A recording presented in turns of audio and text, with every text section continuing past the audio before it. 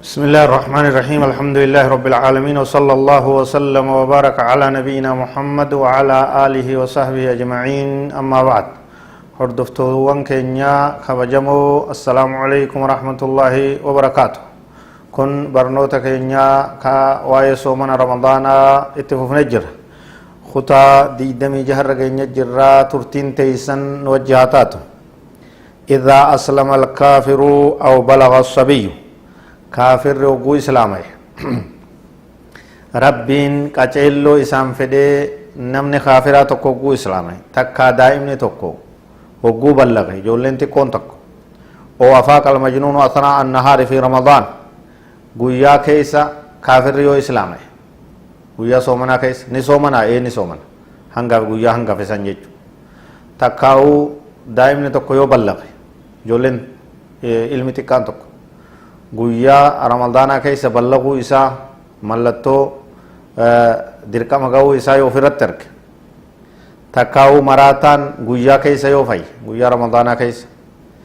jarri kun sadeenuu lazimahumul imsaaqu baqiyatal yawm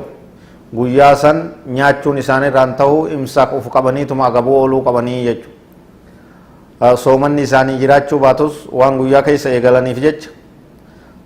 akkanumatti nyaataa dhugaatii irraa of qabanii nama soomanuu fakkaachuun imsaaka agabuu ooluun jechuun isaanirraa barbaadamaadha guyyaa isaanii hangafisan li'annahum saaruu min ahli lwujuub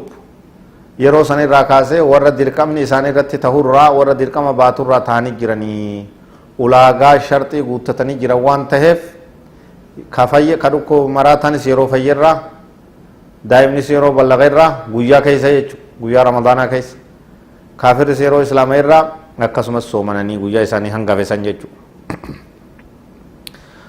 ولا يلزمهم قضاء ما فات من الشهر ونجي أساني رادبري قضاء كفلون إسان سدين مدبن كان رنجرو جيجو إسان سدين كان رنجرو كافر سيرو ما إسلام إرّا عبادة إسا دين إسا سومنا وهند صلاة اتفوف عمله وان سندران كفل مراتاني سيرو مفاير راي دائمني سيرو مبلغ الراي جيجو لأنهم لم يكونوا من أهل الوجوب في ذلك الوقت يرو سنكيستي ورد درقمني ركايمي تكاو اتقافتهما باته هنتاني جيجوزا ورد درقما صومنا تكا عبادة برولي تهو نساني يرو أما هممي كان الرأي وان سندورا إساني الله جسو المجنون مرفوع عنه القلم فإن كان يجن أحيانا ويفيق أحيانا لزمه الصيام في حال عفاقته دون حال جنونه مراتان صومن نسرت تنجر مراتان صلاة نسرت تنجر عبادة برو تقلينو إسرت تنجرتو قلمني إراء الفود أمي دلينس إسرت كتبمتو تولتونس إسافين كتبمتو يجاتو حديثة تلوفي جرا يجو ammoo maraataan kun yeroo garii maraatee yeroo garii kafayyu yoo tahe zamana maraate keessatti homaa isa laalchisu dirqamni isarra hin jiru zamana fayyu keessatti dirqamni waa hundaatu isarra jira soomanni isarra jira yeroo fayyisan keessatti jechuudha yeroo maraate keessatti immoo isarra hin jiru homaa rakkinni isatti hin jiru وإن جن في أثناء النهار لم يبطل صومه كما لو أغمي عليه بمرض أو غيره لأنه نوى الصيام وهو عاقل ومثله في الحكم المسروع يو غويا كيس مراتيو صومن غويا سني هما ركون كبو وسما صومن تجرو غويا كيس يرو ظهري يرو عصري تكايرو من غويا راتا تكمراتا صومن غويا سني إسا فيا كبو إيغلي إسا دركمني رجرو إيغلي هما ركون كبو سنغوتو رجو صومن إسا بدن جامو يجو طيب لم يبطل صومه صومن نسامبتو akkuma san namni gaggabus gaggabee achumaan guyyaa guutuu yoo itti fufe eega ganama soomana niyyatee itti jiraate homaa gartee soomanni isaa sun rakkoon qabu ka guyyaa sanii jechuu guutuudha